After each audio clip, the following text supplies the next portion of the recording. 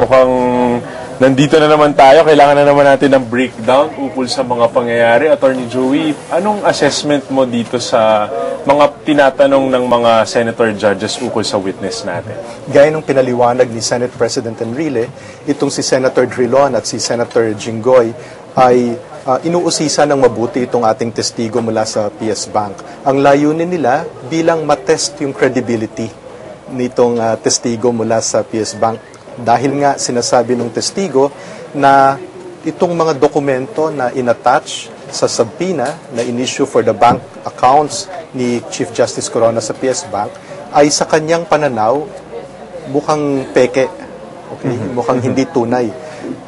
Siyempre ngayon, dahil ayaw rin niyang dalin yung mga original documents para maikumpara kung talagang peke nga itong mga photocopies na inattach sa request for a subpoena, siya ay inuusisa dahil hindi naman pwedeng on her mere assertion maniniwala na lahat ng senator judges na peke nga. Attorney Bernabe, under the rules of evidence, pag po ba napatunayang peke itong signature cards, ano pong mangyayari? Well, hindi lamang yung signature cards, kung hindi pati na rin yung mga iba't ibang dokumentong inattach sa subpoena, no? Ang lalabas nito, kung ako ang nasa defense, ay siguro ipapakwash nila yung subpoena na na-issue for these bank documents. Ang ibig sabihin nito, ipapasawalang bisa itong subpoena na in-issue. At lahat na rin ng ebidensya na napakita mula dito ay may strike out mula sa records. Salamat, Attorney Joey. Ngayon po, puntahan natin ang briefing ng depensa. Well, we have to look at it this way, no? The questions being propounded o tinatanong ng ating mga senator judges, to my mind, is para malaman nila yung anong klase yung dokumento. Kung yung by fake, gaya ng sinabi niya, o those are leaked documents. Makita nyo maging malawak na ang kanilang pagtatanong ukol dito. Ayoko pong sabihin at this point in time na makabubuti po ito sa amin because the questioning is still in process. Patuloy pa po ang pagtatanong. Malalaman po siguro natin yan mamaya kung saan talaga patungo ang mga katanungan nito at what are the proper answers to the questions being propounded. Yun po. Sir, reaction lang sa sinabi ni Senator Surge na mistrial daw po yung strategy na ginagawa ng defense. Anong ni Corona? Liliwanagin ko po to. I would want to be very categorical about this, no? Saan nabanggit yan kanina? Umaga? Kahapon po. Kahapon. Liliwanagin po namin, yung direction po namin dito is not even a mistrial. Gusto namin pakita na talagang there is no evidence against the Chief Justice. Mahirap po sabihin natin na mistrial because that's already a conclusion. Makita nyo naman we would like to present our evidence. We're waiting for the right time. Then let's see how this impeachment court decides. Ganun lang. Sir, doon lang sa yung palasyo po, si spokesperson Edwin Lacerda ng Malacanang ay nagsabi na hindi daw po peke yung dokumento regarding that PS Bank account, dollar account ni CJ. Ano reaction niya? Nagulat po ba kayo? Well, nakakagulat dahil unang-una hindi naman siya participant dito. Pangalawa, hindi ko alam kung saan niya nakuha yung information niya yun. Siguro, kung meron siyang information na patungkol dito sa dokumento na to, siguro pwede natin siyang pasabpin at tanungin siya ng mga senator judges, di ba? But, no, I feel that it is imperative for us who are part of this impeachment proceedings to be responsible with our statements. No? Because it will not help yung proseso kung meron mga makikisawsaw dito sa issue na hindi naman participant, sapagkat hindi pa naman tapos yung testimonya nung PS Bank officers, so wag natin silang pangunahan. Siguro mas maganda pakinggan muna natin sila, suriin natin yung mga sinasabi nila, at pagkatapos doon tayo magkaroon ng konklusyon kung fake ba yung dokumento na yan, or nileak ba yan, at nakuha ba yan ng prosecution illegally. No? So hintayin muna natin matapos yung testimonya ng mga PS Bank officers. Are you challenging Secretary Lacerda, sir? No, I'm not in the business of challenging people.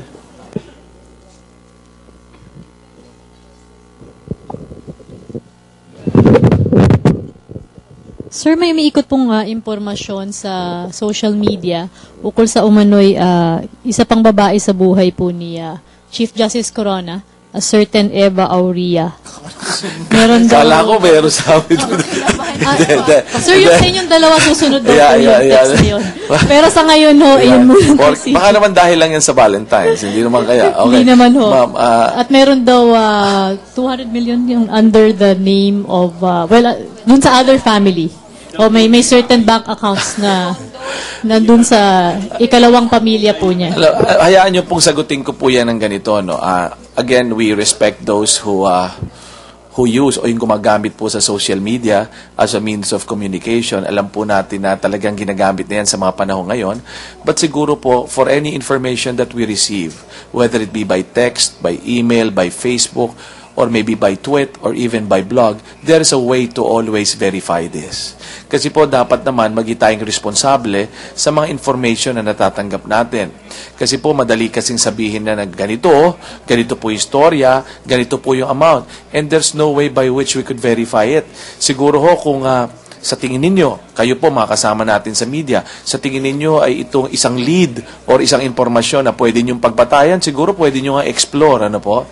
Hindi po namin sinasabi kasi talagang wala kaming idea dyan, ha? Sasabihin nyo kasi pag nag-deny lang kami, wala, talaga namang gagawin niya, kaya alam niya, hindi, sasabihin niya, hindi niya alam eh. Mabuti po na, sa bagay, nanggaling na po sa inyo yan, you could verify that. Pero po kami naniniwala sa integridad ng aming ng Chief Justice. So, hindi po naman, yung mga bagay na yan, hindi naman po kami nagugulat sa mga panahon ngayon. Opo. Sir, meron bang papel ito dito sa nangyayaring pagdinig o bahagi lamang ito ng black propaganda, panggugulo sa issue? Well, wala tong syempre kinalaman dito sa ating pandidinig hindi naman sinasabi na tong taong ito at hindi to kasama dun sa mga issues ng articles of impeachment. So sana wag na natin pansinin yung mga issues na nakakagulo lang doon sa mga nakaharap sa atin ngayon.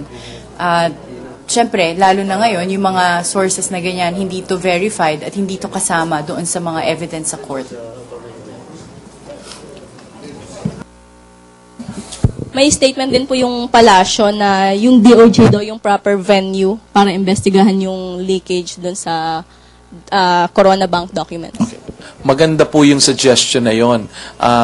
That is a good suggestion kasi po nire-recognize nila na kung may pagkakamali sa paraan ng paglabas ng dokumento ay dapat pong imbestigahin. Tama rin po na merong proper forum kung saan po ito'y didinggin. Pwede pong dalhin nga talaga sa DOJ yan. Pero hindi po nating maiiwasan na ating mga senator judges na ungkatin ito at alamin. Kasi po in the process of their decision-making later on, kailangan maging matibay ang kanilang knowledge dito at malaman lang, totoo ba ito at hindi?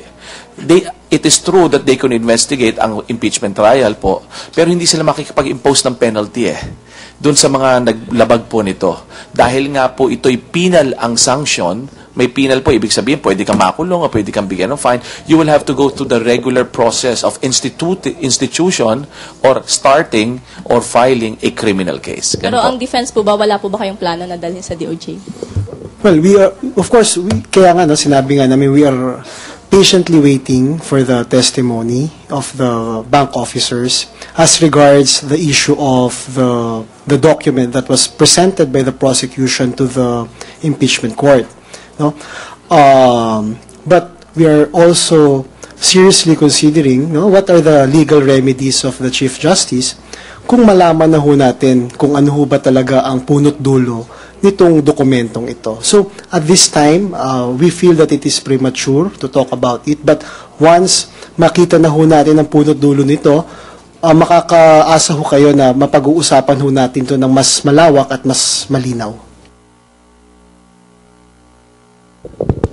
Sir, hypothetical question lang. Kung ako ay may impeachable officer na gustong paimbestigahan at may information na nasa loob ng isang bangko, nasa kanyang bank account, ano sir ba yung legal at realistic option for me to take para maging specific yung i-request ko sa Sabina na katanggap-tanggap naman at yung pwedeng mangyari sa totoong buhay, hindi yung, syempre hindi naman papayag si impeachable officer na ibigay sa akin yung detalye niya or hindi naman siya magko-consent to me alam mo yun, sifting through his accounts. Tama yun, ano? Bayaan mong bigyan namin kayo ng kaunti sa limited na kaalaman namin.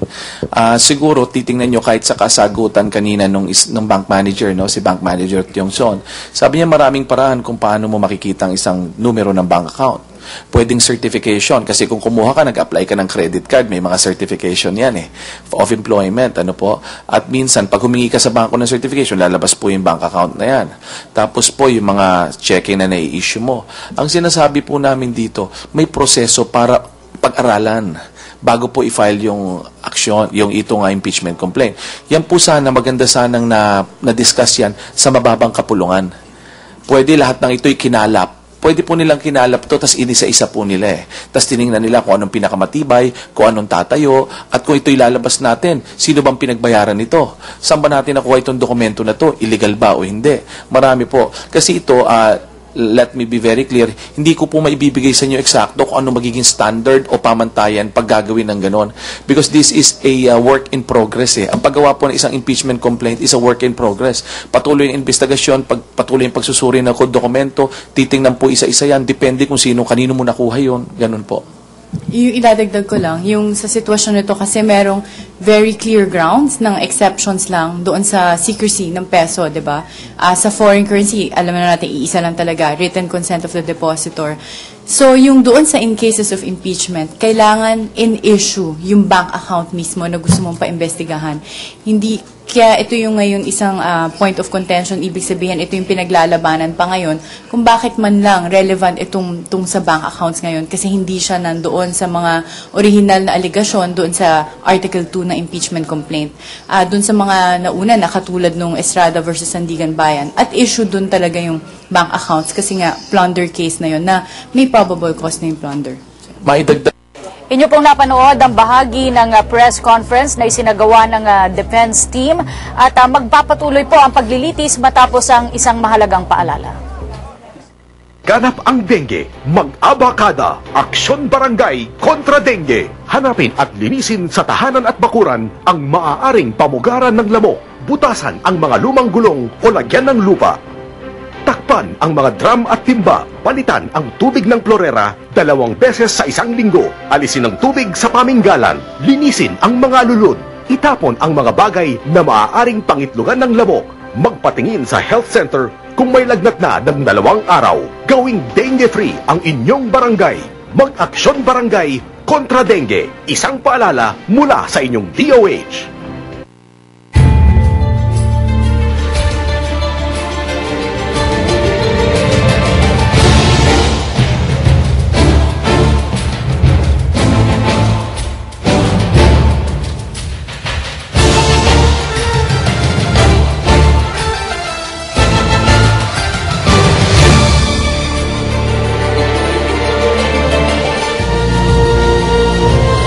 At nagbabalik po tayo sa ating live coverage.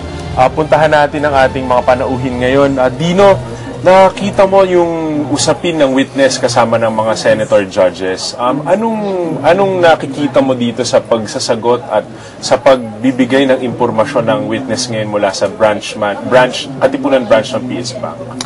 To be honest, no, it was very frustrating listening to her kasi parang 2 oras yung nangyaring questioning and it seems like she's been skirting around the questions for the entire 2 hours and at the latter part nakita natin na medyo binago yung tanong regarding sa kung bakit sa tingin niya fake itong document. Ang sabi niya ay it's fake as to the entries but similar as to form. Pero I think earlier a similar question was asked pero ang sagot niya lang ay they're basically not the same. So I think naman siguro pag if you're going to assert something no na the court will rely on your word, you have to prove it. So where is that proof? At least man lang sana ma-identify niya, 'di ba, na kung bakit sa tingin niya peke yung document na presenta. Given that, Attorney Bernabe, should the court rely on the word of this witness to prove that these documents are indeed fake? Ito palagay ko ang tinatahak ng mga tanong ni